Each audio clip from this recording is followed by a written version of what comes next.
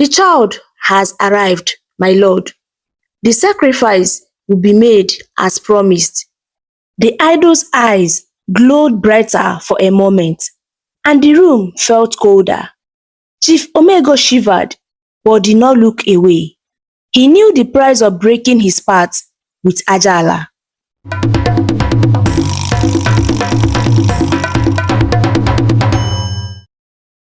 The village of Umuokali was calm and beautiful, surrounded by tall hills and thick forest.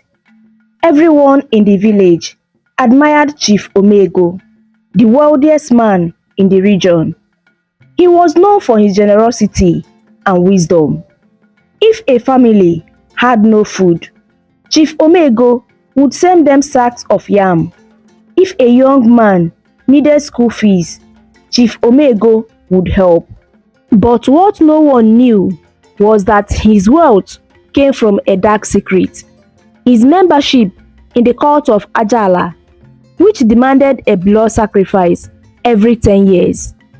This particular evening, the villagers gathered in Chief Omego's compound to celebrate the birth of his first grandson, Dekachi. There was music, dancing, and plenty of delicious food. Plates of jollof rice, roasted chicken, and spicy pepper soup, which filled the air with a mouth-watering aroma. Arinze, Chief Omego's son, moved through the crowd, shaking hands and thanking the guests for coming. Inside the house, Ginika, Arinze's wife, sat on a cushioned chair, cradling her newborn son. She smiled as the little Dekachi giggled and reached out his tiny hands. Her heart was full of joy. "You are the most beautiful gift," she whispered to him. "Ginika, come and eat." Her friend, Goze, called from the door. "I will eat later," Ginika replied. Dekachi just fell asleep. The celebration continued late into the night, and as the guests began to leave, Chief Omego excused himself and went to his private chambers. He locked the door behind him, lit a black candle, and placed it in front of an ancient idol carved from dark wood. The idol had sharp features and hollow eyes that seemed to glow faintly in the flickering candlelight. Chief Omego knelt beside it and spoke in a trembling voice. "The child has arrived, my lord. The sacrifice will be made as promised." The idol's eyes glowed brighter for a moment, and the room felt colder. Chief Omego shivered, but did not look away. He knew the price of breaking his part with Ajala. Meanwhile, Ginika was putting Dekachi to bed. She hummed a soft lullaby as she gently placed him in his crib. The baby smiled in his sleep, and Ginika kissed his tiny forehead. As she turned to leave the room, she suddenly felt a chill run down her spine. She stopped and looked around. The shadows in the room seemed to move, stretching unnaturally across the walls. "It must be my imagination," Ginika muttered, though her heart raced. The night passed uneventfully, but Ginika couldn't shake the uneasy feeling. She decided she would tidy up Chief Omego's study the next day. Perhaps keeping busy would calm her nerves. Little did she know, what she would find in that study would change everything. The morning sun cast a golden glow over the village of Umuokali, and the air buzzed in the sound of chirping birds and distant laughter. Inside Chief Omego's compound, Ginika was busy tidying up after the ground celebration. Her baby, Dekachi, was still sleeping peacefully in his crib, and Arinze had already left to the family's farmland. Ginika hummed softly as she swept the floors, her mind drifting to the unease she had felt the previous night. "Maybe I'm overthinking things," she told herself. It was just shadows and nothing more. But deep down, she couldn't shake the nagging feeling that something was wrong. As she moved into Chief Omego's study, she noticed how dusty and cluttered the room was. Books and papers were stacked carelessly on the shelves, and a strange smell lingered in the air. The place needed a proper cleaning, she thought. While arranging the books, Ginika's eyes fell on a small wooden cabinet tucked into the corner of the room. It was old, with intricate carvings on its surface, and looked out of place among the modern furniture. Her curiosity was piqued. What could be inside? She wondered aloud. After a moment of hesitation, she knelt down and carefully opened the cabinet. Inside, she found a leather-bound journal. The cover was worn, and the pages inside were filled with strange symbols and writings. Ginika flipped through the pages, her heart beginning to race. "What is this?" she murmured, her hands trembling. Her eyes stopped on a recent entry written in bold letters. "Dekachi, the blood of the innocent shall secure our wealth." Ginika gasped, her blood running cold. She read the words again, hoping she had misunderstood. But the message was clear. Chief Omego, her father-in-law, planned to sacrifice her baby boy for his wealth. "No, this can't be true," she whispered, clutching the journal tightly. Tears welled up in her eyes as fear and anger took hold of her. "I have to protect Dekachi." She quickly closed the journal and placed it back in the cabinet, wiping her tears. She ran out of the study and went straight to find Arinze. "Arinze! Arinze!" Ginika called as she reached the farmland. Arinze was tending to the goats, but he immediately looked up, concerned by her panicked voice. "What is wrong, Ginika?" he asked, walking towards her. Ginika grabbed his arm. "We need to talk. It's about your father." Arinze frowned. "My father? What happened?" Ginika hesitated for a moment, then said, "I found something in his study. A journal. It talks about sacrifices to a cult called Ajala.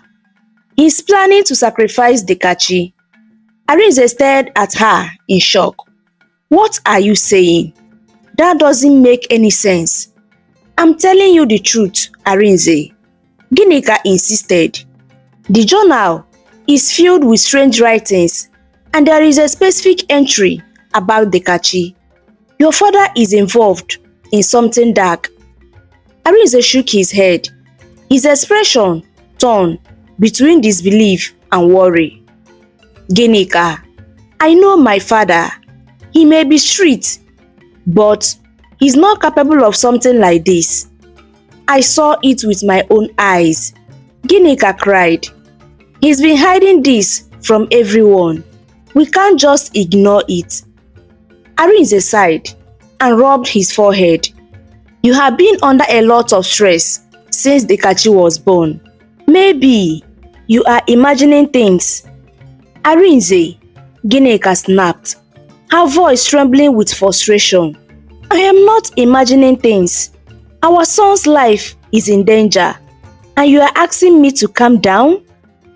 Arinze hesitated. "All right," he said reluctantly. "I will talk to him, but I still don't think this is what you think it is." Ginika clenched her feet. She knew Arinze wasn't taking her seriously, and she couldn't wait for him to act. She would have to find more on her own. That night, after everyone had gone to bed, Ginika lay awake, her thoughts racing. She had decided to follow Chief Omego if he left the house again. Sure enough, just before midnight, she heard footsteps in the hallway. Peeking out of her room, she saw Chief Omego carrying a lantern and heading towards the forest.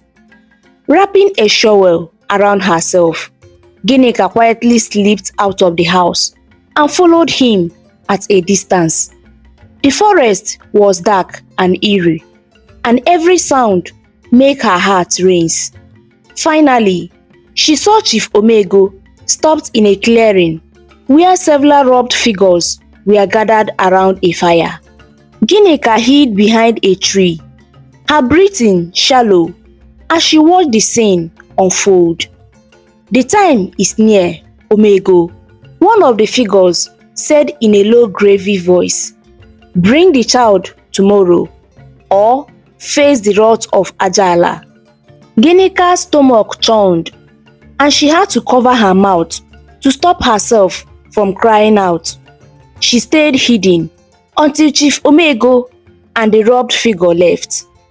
Then she ran back to the house, her heart pounding with fear and determination. When she reached the compound, Ginika leaned against the wall, gasping for breath. Her fear had turned into resolve. "I won't let them take my son," she whispered to herself.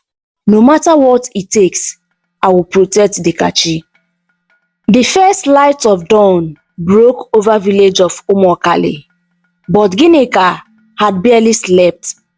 She sat by the Kachi's crib, stroking his tiny hand.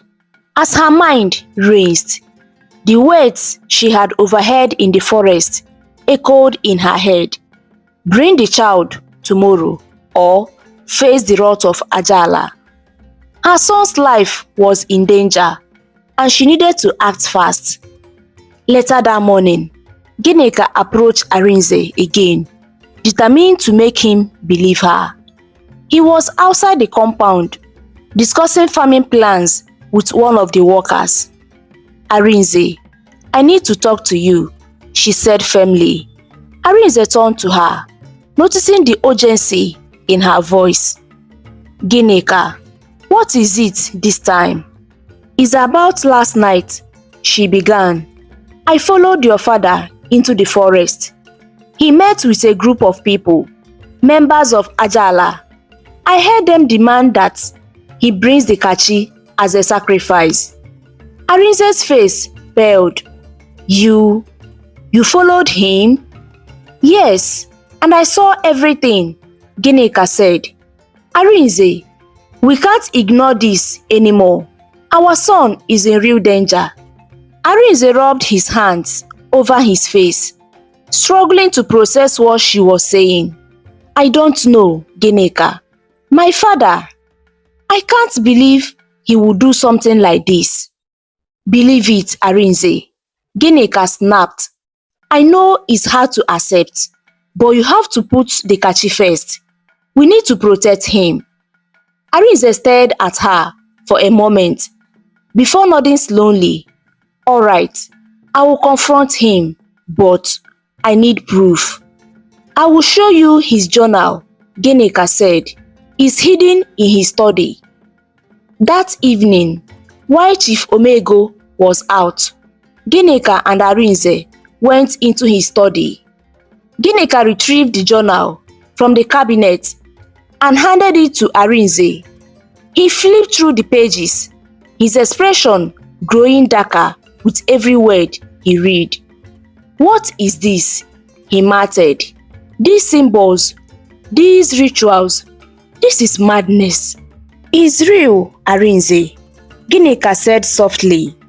"Your father had been part of this cult for years, and now they want our son." Arinze closed the journal and clenched his feet. "I will talk to him right now." Chief Omego was sitting in the living room when Arinze and Ginika confronted him. Arinze held the journal in his hand, his face hard with determination.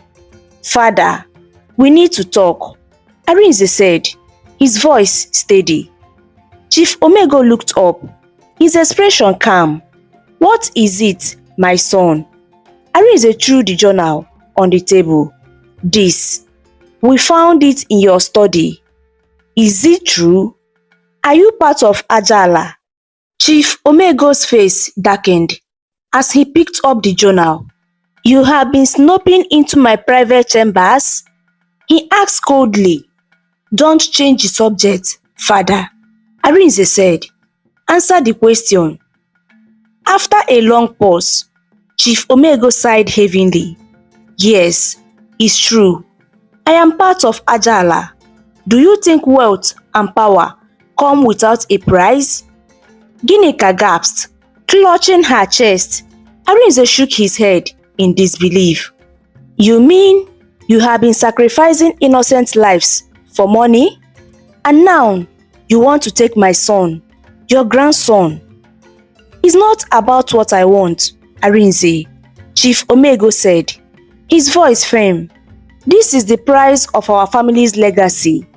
If we don't obey, the wrath of Ajala will destroy us all. You are insane, Arinze shouted. Dekachi is just a baby. How can you even consider this? I am doing this for the family, Chief Omego replied. You don't understand the forces at all. I don't care about your forces or your legacy, Ginika said, stepping forward. I will not let you harm my son. Chief Omego's calm facade cracked, and his voice grew sharp. You don't have a choice, Ginika. If the sacrifice isn't made, we will all suffer. We will take that risk, Arinze said firmly, pulling Ginika close. You will not touch my son, Dekachi. Chief Omego glared at them, but he didn't argue further. You don't know what you are doing, he warned. When the time comes, don't say I didn't try to protect you. That night, Ginika and Arinze packed a small bag with essentials and moved into a separate house in the edge of the village. Ginika didn't trust Chief Omego, and she wanted to put as much distance as possible between Dekachi and the danger. But as the night deepened, the air around their home grew cold. Shadows moved unnaturally across the walls, and the strange whispers filled the air.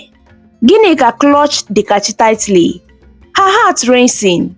Then, the door burst open, and Mama Ebele, the village herbalist, entered, holding a bundle of herbs and charms. They have sent their powers after you, Mama Ebele said urgently. But don't be afraid. Love and courage are stronger than their darkness. Ginika nodded, her fear slowly giving way to determination. What can we do, Mama Ebele? We will start with a protection ritual, Mama Ebele said. But this battle is far from over. As Mama Ebele began chanting, the shadows hissed and retreated. But Ginika knew this was the only beginning of the fight to save her son. The morning sun rose, casting warm light in the village of Umuokali, but Ginika's heart was heavy. The previous night had been terrifying. Shadows with glowing eyes had surrounded their house, and whispers of the cult power had filled the air. If not for Mama Ebele, who had come to their aid, Ginika feared what might have happened. Sitting by the window, Ginika cradled Dekachi in her arms. His tiny hands clutched her fingers, and his soft breathing calmed her racing heart. I will protect you, my son, she whispered, kissing his forehead. No one will harm you. Mama Ebele was busy arranging the herbs and charms in the small living room. Ginika, the cult power are strong, she said, not looking up. But love, faith, and courage are stronger.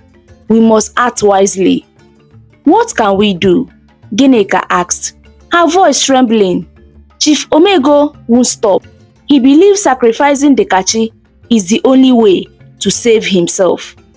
Mama Ebele sighed deeply. Ajala is an ancient and dangerous cult. Breaking their hold will not be easy, but it can be done. Ginika listened intently as Mama Ebele explained.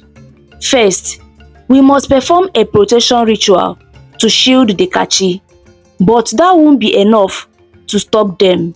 You need to confront Chief Omego again and give him a chance to turn away from this path. Ginika frowned. Confront him? He won't listen to me, Mama Ebele. He believes he has no choice. Mama Ebele nodded. Perhaps, but he must be reminded of what truly matters: family and love. If he doesn't listen, then we will have to find another way. Later that day, Ginika prepared herself to confront Chief Omego. Arinze offered to go with her, but she shook her head. This is something I need to do myself, she said. I have to show him that I won't back down. With the kachi wrapped securely on her back, Ginika walked to Chief Omego's compound. The villagers watched her curiously as she passed, whispering among themselves. Ginika ignored them. Her mind focused on the task ahead. When she reached the compound, Chief Omego was sitting in the shade of a large tree, reading a newspaper. He looked up as Ginika approached, his expression calm but wary. Ginika, he said, setting the newspaper aside. What brings you here? Ginika stood tall, her voice steady despite the fear in her heart. I know about Ajala, and I know what you are planning to do to my son. Chief Omego's face darkened. You should be careful with your words, he said coldly. You don't understand the forces at play here. I understand enough, Ginika replied. I know you have made a pact with Ajala, and I know you believe sacrificing the kachi will save you, but I won't let that happen. Chief Omego's eyes narrowed. You think you can defy them? Do you realize the consequences? If I break the path, we will all suffer. Ginika took a step closer. I don't care. I don't care about your wealth or your legacy. My son's life is more important than any of that.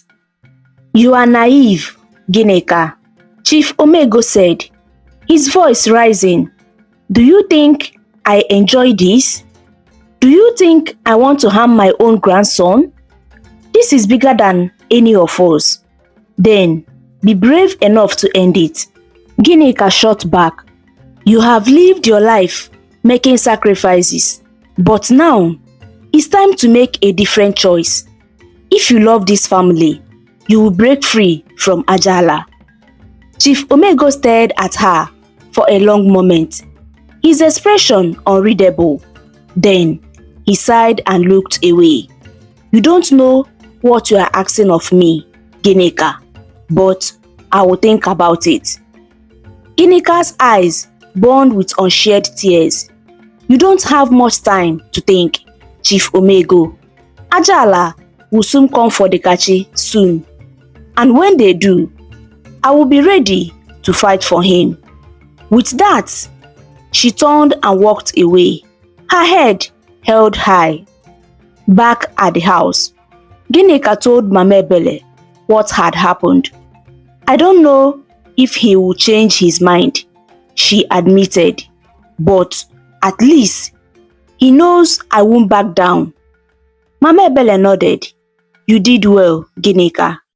Sometimes courage is enough to plant the seed of doubt.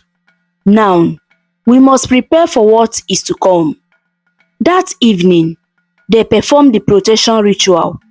Mama Ebele used herbs, salt, and water to create a barrier around the house. She chanted prayers and asked for guidance and strength. Ginika held the kachi close, whispering her own prayers for his safety. As the ritual ended, the air grew still, and a sense of calm settled over the house. It is done, Mama Ebele said. Her voice weary but firm. For now, Dikachi is safe, but we must remain vigilant. Ajala will not give up easily. Ginika nodded, determination shining in her eyes. Let them come, I will be ready. The next day, Chief Omego called for a meeting with Ginika and Arinze. The weight of Ginika's words seems to have left an impression on him, but she wasn't sure what to expect. In the small sitting room of the house, Chief Omego sat in the high-backed chair, his expression somber. Ginika and Arinze sat across from him, with Ginika holding Dikachi protectively. The tension in the room was thick. I have thought about what you said, Ginika, Chief Omego began, his voice steady but grim. You are brave, and I respect that. But bravery alone cannot fight the powers of Ajala. Ginika met his gaze, her own voice unwavering. Love and courage are stronger than any dark power, Chief Omego. You don't need to sacrifice my son to break free. Chief Omego sighed and looked at Arinze. My son, do you realize what is at stake? This wealth, this family's reputation, it all depends on the maintaining the path. Arinze shook his head, his voice filled with emotion. Father, we don't need wealth that comes from such evil. If you truly care about this family, you will stop this madness. We will find another way to rebuild. You speak as though it's that simple, Chief Omego replied. Do you know what Ajala does to those who define them? They destroy everything. Your home, your wealth, your life. Ginika clenched her feet. Then, let them destroy me. I would rather lose everything than to let my son become a sacrifice. Chief Omego leaned back in his chair, his face a mixture of frustration and sadness. You don't understand what you are asking me to do, but I cannot force you to agree. I will give you until tonight to make your decision. If you are not willing to let Dikachi go, then maybe the gods helps us all. That night, Ginika and Arinze sat together in their small home, discussing their next steps. Mama Ebele joined them, bringing protective charms and her wisdom. Chief Omego's hesitation is a good sign, Mama Ebele said, but he's still bound by fear. Ajala thrives on fear and weakness. So, what do we do? Arinze asked. My father won't fully turn away, and the court won't stop pursuing us. We must be prepared to fight, Mama Ebele replied. Tonight, they will test your strength. If we stand firm, they will lose their hold over this family. Ginika nodded, her resolve firm. I won't let them win. I will fight with everything I have. As the night deepened, strange things began to happen around the house. The air grew cold, and the sound of whisper filled the air. Shadows danced on the walls, growing larger and darker with each passing moment. Dikachi stared in his crib, letting out a soft cry. Ginika rushed to his side and picked him up, whispering soothing words. Mama is here, my love. You are safe. Suddenly, the front door burst open, and the strong gust of wind swept through the house. Ginika held Dikachi tightly as Arinze and Mama Ebele stood by her side. The shadows began to form shapes figures with glowing red eyes and sharp menacing features. A deep, chilling voice echoed through the room. Return the child, or suffer the wrath of Ajala. Ginika stepped forward, her voice trembling but firm. You will not take my son. Your power has no place here. The figures hissed and moved closer, but Mama Ebele raised her charms and began to chant in an ancient language. The air grew heavy with energy, and the shadows recoiled, riding in anger. "Your love is your greatest weapon," Mama Ebele said, her voice strong. "Focus on your love for the Kachi, and they will have no power over you." Ginika closed her eyes, clutching the Kachi in her chest. She thought about all the moments she had shared with her son. The first time she held him, his sweet smile, his tiny hands wrapped around her finger. Her love for him burned brighter than any fear. The shadows let out a final piercing scream before disappearing into the night. The house grew still and the air became warm again. "It's over for now," Mama Ebele said, her voice weary, "but the battle isn't finished. Chief Omego must make his choice. Only then can this truly end." The next morning, Chief Omego sent for Ginika and Arinze again. When they arrived at his compound, they found him looking pale and frail, as though he had aged overnight. "I had a dream," Chief Omego said, his voice shaky. "Ajala appeared to me. They warned me of the consequences of my defiance, but I also saw something else. I saw the destruction my choices have caused, and the pain I have inflicted on this family." Tears filled his eyes as he looked at the Kachi.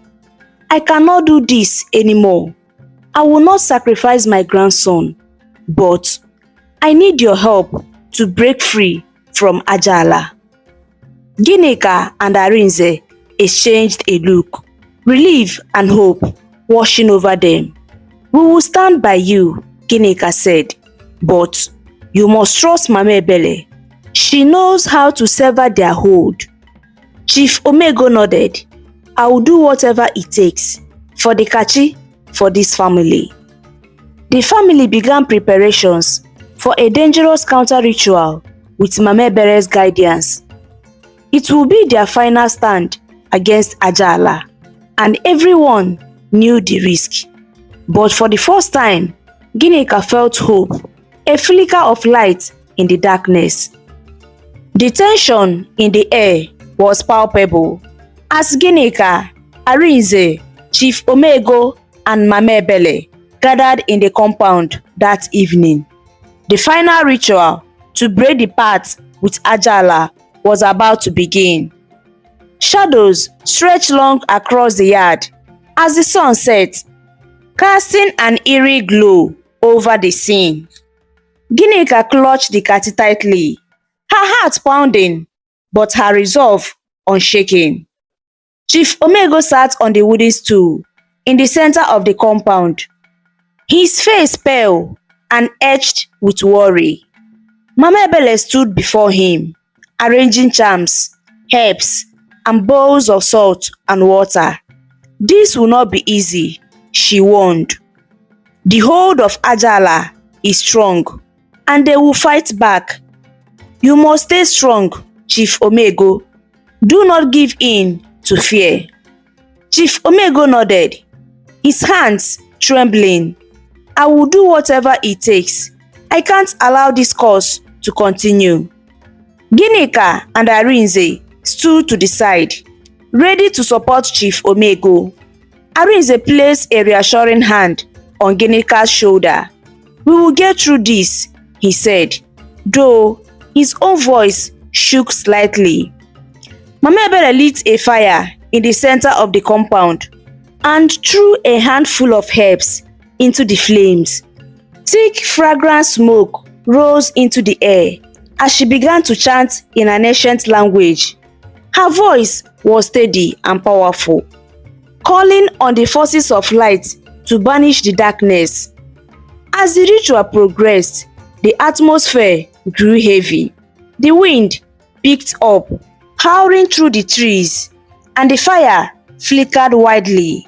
Suddenly, a deep guttural voice echoed from the shadows. "Omego, you dare defy us?" Ginika's breath caught as the dark figure emerged from the shadows, its eyes glowing red and its form shifting like smoke.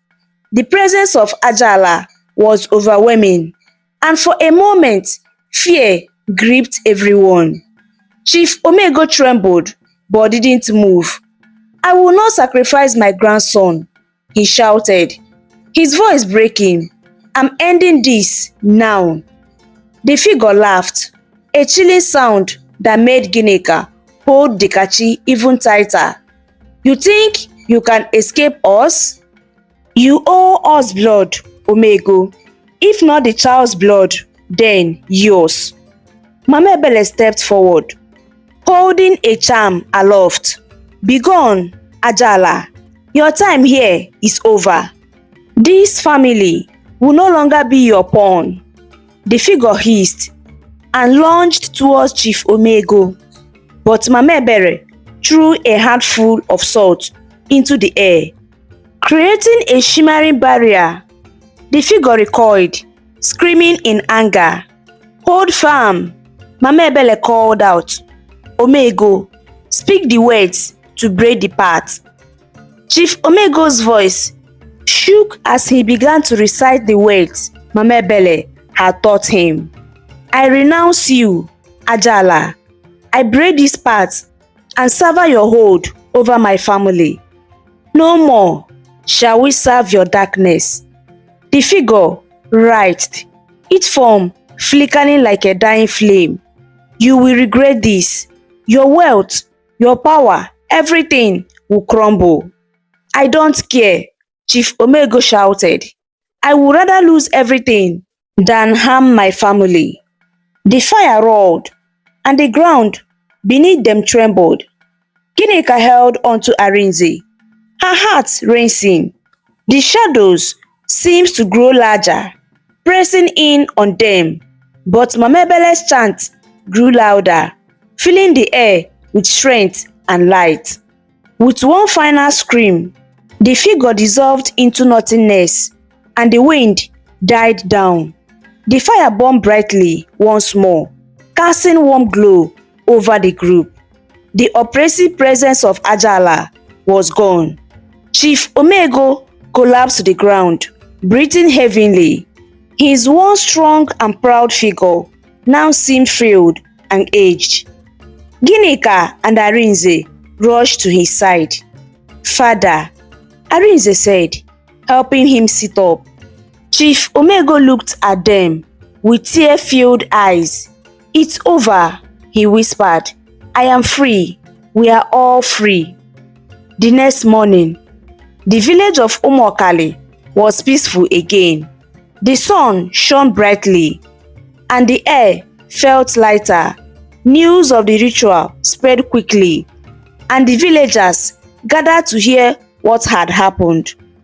Chief Omego addressed them, his voice filled with remorse.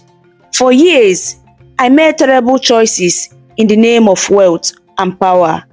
I let greed blind me, and I put my family in danger. But no more. Ajala's hold over me is broken, and I vow to live the rest of my life making amends." The villagers murmured among themselves. Some shook, others moved by his honesty. Ginika stood beside Arinze, holding Dekachi. She felt a deep sense of relief and pride. They had fought for their son, and they had won. That evening, as the family sat together, Chief Omego turned to Ginika. "I owe you more than I can ever repay," he said, his voice thick with emotion. "You saved this family, Ginika. You saved me." Ginika smiled, her eyes soft but firm. "I did what any mother would do, and now we can start new, with love, not fear." Chief Omego nodded, tears streaming down his face. For the first time in years, he felt a glimmer of peace. The air in Umuokali was unusually still that evening, and though the family felt relief after breaking the part with Ajala, Ginika couldn't shake the feeling that their battle wasn't over. She cradled Dikachi, humming softly to him while Arinze paced the room. "Do you think they will come back?" Arinze asked, his voice low. Ginika nodded slowly. Ajala won't let go without a fight. Mama Ebele said, "Their retaliation would come, but we must stay strong." Chief Omego, who now looked older and frailer than ever, sat silently in the corner. "I brought this upon us," he said quietly. "Whatever happens, I will protect my family, even if it costs me my life." Ginika knelt beside him, placing a hand on his arm. "We have already started the fight, Chief. We will see it through together." As night fell, strange things began to happen. The wind picked up, howling through the village, and the air grew cold. The windows rattled, and the shadows began to creep along the walls. The faint sound of chanting could be heard, chilling Ginika to the core. Arinze quickly barred the doors and the windows. "They are here," he said, his voice tight with fear. Ginika held Dikachi close, whispering soothing words to him. "Mama is here, my love. You are safe." A loud knock came at the door, followed by a deep guttural voice. "You defy us, Omego. Give us what is owned, or face the wrath of Ajala." Chief Omego stood, though his legs wobbled. "Leave my family alone," he shouted. "You have no power here anymore." The voice laughed, a sound that sent chills down everyone's spine. "You think a simple ritual can free you? Your bloodline belongs to us. You will pay the price." The room darkened and the shadows gathered, forming a swirling mass of black mist. Ginika clutched Dikachi tighter, her heart racing. "Mama Ebele," she whispered. "We need Mama Ebele." As if on cue, the door swung open, and Mama Ebele entered, carrying a pot of burning herbs. "Stay strong," she commanded, her voice firm. "They thrive on fear, but they cannot stand against love and courage." She placed the pot in the center of the room and began chanting in the ancient language she had used before. The smoke from the herbs filled the room, and the shadows hissed, recoiling from the light. "Ginika, Arinze, hold on to each other," Mama Ebele instructed. "Your unity is your strength." Ginika reached for Arinze's hand, and they stood together, their love for each other and for Dikachi filling the room with an unshakable energy. Chief Omego, though weak, stepped forward to join them. I renounce you, Ajala," he shouted. "You have no hold over me or my family." The shadows shrieked, their forms flickering as Mama Ebele's chant grew louder. The fire in the pot roared, and the room filled with a warm golden light. The presence of Ajala began to fade, their power broken by the family's unity and Mama Ebele's protection. When the shadows finally disappeared, the room fell silent. The air was warm again, and the oppressive feeling was gone. Ginika let out a shaky breath, tears streaming down her face as she looked at Dikachi, who had fallen asleep in her arms. "It's over," Mama Ebele said, her voice soft but firm. Ajala had been defeated. They will not return. Chief Omego collapsed onto the chair, his body trembling from exhaustion. "I never thought I would see the day," he said, his voice filled with both relief and regret. "I have made so many mistakes, but you, Ginika, Arinze, you have saved this family." Arinze placed a hand on his father's shoulders. "We are family, father. We face everything together." The next morning, the village of Umuokali seemed brighter than it had been in years. Word of the family's victory over Ajala spread quickly, and the villagers came to thank Ginika and Mama Ebele for their courage.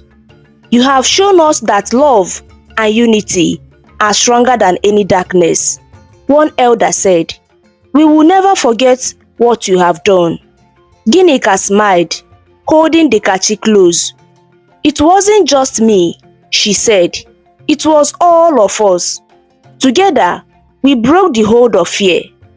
Chief Omego, though weak, stood tall beside his family. For the first time in years, he felt a sense of peace. "This family will never again be bound by darkness," he declared. "We will build a new legacy, one of love, faith, and kindness." The family spent the following days rebuilding their lives. Chief Omego began making amends, helping the villagers, and sharing his wealth to support those in need. Arinze and Ginika found solace in their love for each other and their son, knowing they had fought a battle few could survive. And though the scars of the past remained, the light of hope and love shone brighter than ever in Umuokali. The days after confrontation with Ajala brought peace to Umuokali. The air felt lighter, and the villagers grew hopeful again. Chief Omego, though visibly weaker, began to rebuild his family's legacy and relationships with the people.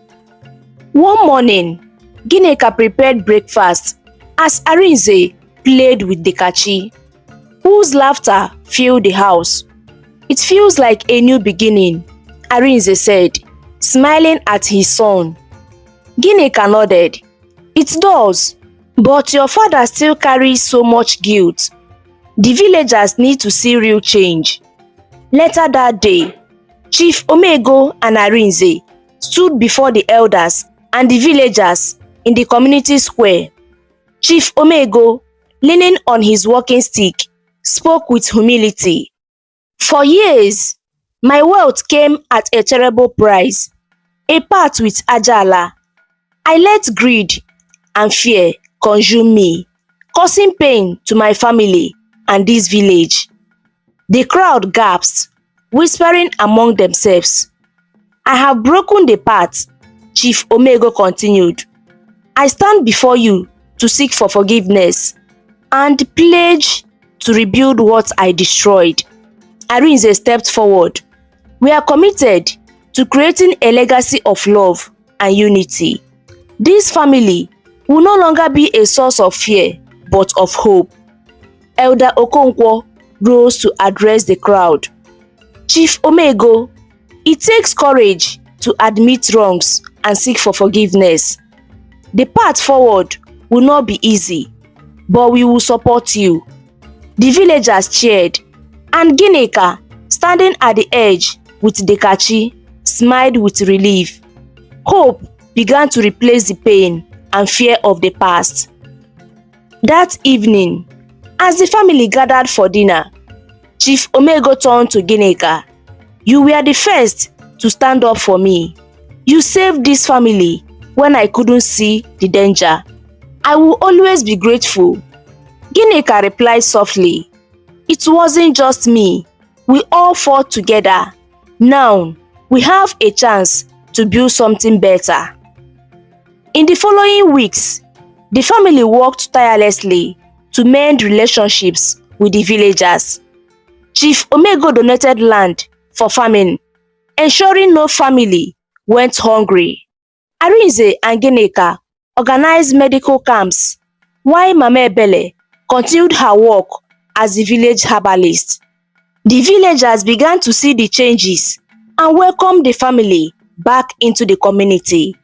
Ginika noticed the air felt different, filled with hope, unity, and forgiveness. One evening, as Ginika rocked the kachi to sleep, Arinze stood beside her. "He's growing fast," he said with a smile. Ginika nodded. "And he will grow up in a better world. A world guided by love, not fear." Arinze wrapped an arm around her. "Thank you, Ginika. You have taught us all what it means to fight for what matters." Ginika leaned against him, feeling peace for the first time in years. The darkness was gone, replaced by the light of hope that would guide them forward. The village of Umuokali had undergone a transformation in the weeks following Chief Omego's confession and the breaking of the pact with Ajala. The once hidden fears and secrets had been replaced with open conversations, acts of kindness, and a renewed sense of community. Chief Omego, though frail and burdened by his past, worked tirelessly to give back to people he had wronged. One sunny morning, Ginika walked through the marketplace with the kachi strapped to her back. Villagers greeted her warmly, their smiles genuine and full of gratitude. "Ginika, you are the strength of this village," one woman said as she handed her a basket of fresh tomatoes. "Thank you for protecting us all." Ginika smiled, touched by the gesture. "It wasn't just me. We all stood together." As she continued her errand, she spotted Mama Ebele sitting under a tree, grinding herbs. Ginika approached her and placed a small bowl of yam beside her. "Mama Ebele," Ginika said, "I don't know how to thank you. Without you, I don't know where we would be." Mama Ebele chuckled, her eyes twinkling. "Ah, my child, it was your courage that brought the light back to this family. I was only the guide. You are the real hero." Back at the compound, Chief Omego sat with Arinze under the shade of a large mango tree. The old man looked healthier, though he still bore the weight of his actions. "Arinze," Chief Omego began, his voice thoughtful, "do you think it's possible to truly erase the past?" Arinze shook his head. "No, father, we can't erase it, but we can learn from it. You have taken the first step by breaking the pact and helping the village." Chief Omego nodded. "You are a good son, Arinze. And Ginika, she is the heart of this family." "She is," Arinze agreed with a proud smile. "We are lucky to have her." As the sun set over Umuokali that evening, the village gathered in the courtyard for a simple meal. Ginika prepared roasted yams and palm oil, while Arinze played with the kachi. The baby's laughter filled the air, a sound that felt like a blessing after all they had endured. Chief Omego watched them with a bittersweet smile. "This is what matters," he said softly. "Not wealth, not power, but family love." Ginika looked up and met his eyes. "It's never too late to build a new legacy, Chief." He nodded, his expression resolute. "And that is exactly what we will do for the kachi and the generations to come." As the stars appeared in the sky, the family sat together, sharing stories and laughter. The darkness of Ajala was a distant memory now, replaced by the light of love and unity. Ginika held the kachi close, her heart full of hope. She had fought for her son, her family, and her village, and they had won. The scars of the past will remain, but they would serve as a reminder of the strength they found in each other. The village of Umuokali looked forward to a brighter future, ready to embrace the joy, peace, and the light that awaited them.